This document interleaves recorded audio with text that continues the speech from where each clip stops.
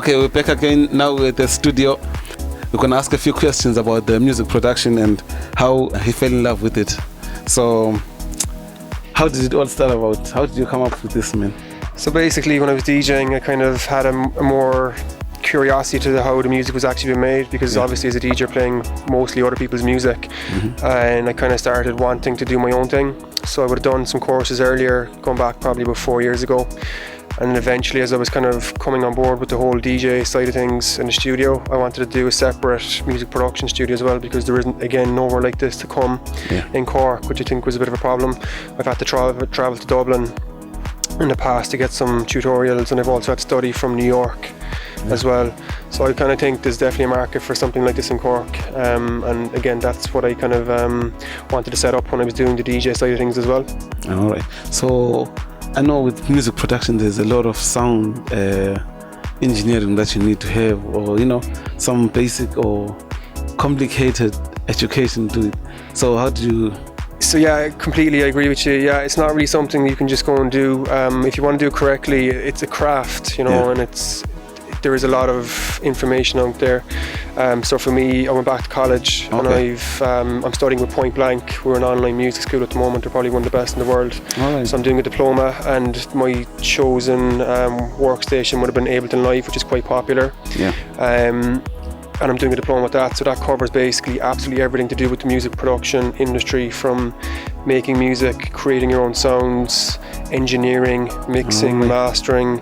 It even covers the business side of it, and it covers the media side of it as well, which is huge. So I'm getting a lot of information, and again, I'm hoping to start teaching it myself as well in the future, as well as making my own tracks. For people that want to book the studio, where can they get you to contact you or something? So basically we have the website, which is bmgsound.com, and then we're on Facebook, Twitter, Instagram. Very accessible, I'm always on social media, unfortunately, so I spend a lot of time on that as well, so very easily to contact, so if you want to, we do courses, and all this information is on my website. Actually, the website's quite good. It details everything that we do on it. Okay, what software do you use? So currently I'm using Ableton Live, which is on the screen there at the moment. That's actually the workstation I'm studying in detail. We also have Logic, and I use Machine as well, which is from Native Instruments. So they're the main three I would use. So the equipment that you hire, other people can hire, is it the DJ one or the... Yeah, so basically most of the studio equipment can all be used. So if there's people want to come in and use the studio, they can use that. The DJ boot's available for hire as well. So if you play records or CDs or controllers or whatever, you can plug in, or you can use my equipment here. But then outside of that as well, I do backline for DJs basically. So if you've got a gig in town, you need some sound systems, lighting, you need any equipment, we go and we set up venues, and you can rent out all that as well. So big and small sound systems, lighting for whatever you need, even if it's just a mixer, or if you just need one deck or whatever, microphones, all that kind of stuff. I operate that side of the business as well. Talking about hiring for events, I saw you provided a sound system for Duke Dumont, Yeah, so for that gig I would have supplied him twice. He's been in Cork twice, but the last gig he did would have been for the Opera House. So basically I would have supplied all the backline, so it would have been I think he took 3 CDJ 2000 Nexus, and he took the mixer as well, so that was pretty cool. That's great. I actually got some brilliant photos as well in the Opera House when they'd kitted it out. It looked really, really well. That's brilliant. And I actually got a tweet off him as well about it, which was kind of funny enough. That's good. So I actually went to that show, Did you? I did. Very good. I was actually supposed to go as well, but I didn't make it in. Okay, so tell me about you being nominated for Ireland's Best Entrepreneur. So basically, it was kind of a funny one. I was actually in a beta when it happened. In the end of August, and I got back from the beta. I flew into the airport, and I got an email through saying I'd gotten through. So it kind of all happened very fast, but it was quite cool actually to be able to get away with all the other entrepreneurs who've like all these mad ideas as well. Because initially when I was telling people I was going to do this and quitting my job, they were like, "You're crazy, you're mad, it's never going to work." Because it's never been done before. But I suppose to get the nomination itself was a huge achievement, and it was kind of confirmation that I was after taking the right step of what I'm doing, So it was a great experience, and it was a very nice achievement to get.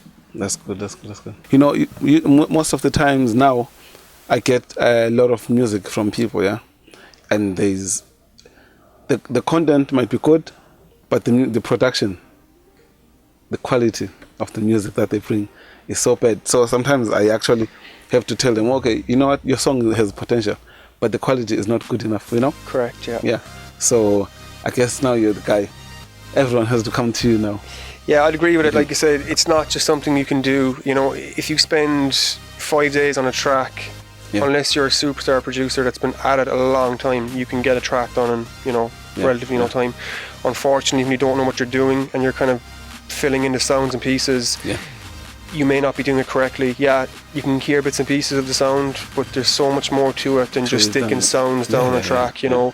You've got different frequency levels that you need to make sure everything fits in. It's like a big jigsaw puzzle, and you can't stick all the pieces in one place. You've got to spread them all out and make sure that they're layered correctly, make sure it's EQ'd properly. There's a lot more to it, you know, to get it sounding tight and clear. For those that already maybe had recordings, can they send music to you? Yeah. So that's what I'm doing. That's a service I'm going to be operating as well. Basically, if people have ideas or they have tracks kind of laid down, that you can come in here, sit with me, and I'll engineer the track for you. I'll show you where you're going wrong, and in the process I will teach you how to do it yourself, so that you know that you can learn from it as well. It's very much a learning curve, and I'm happy to teach people as well as I'm doing it. But the reason I've done the studio and all the soundproofing and I spent so much money on it is that, as well as my own workspace, I can use it to help other people with their productions as well. Because the more of us that get out there and get out of Cork and make it, the better for everyone. Exactly.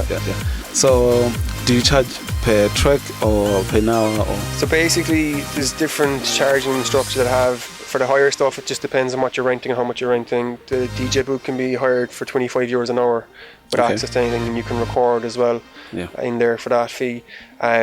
Courses on the DJing side start from 100. Courses from the production side start from 200. And again, if it's just one-off and so on, in the studio here, you're looking at about €50 an hour to be here.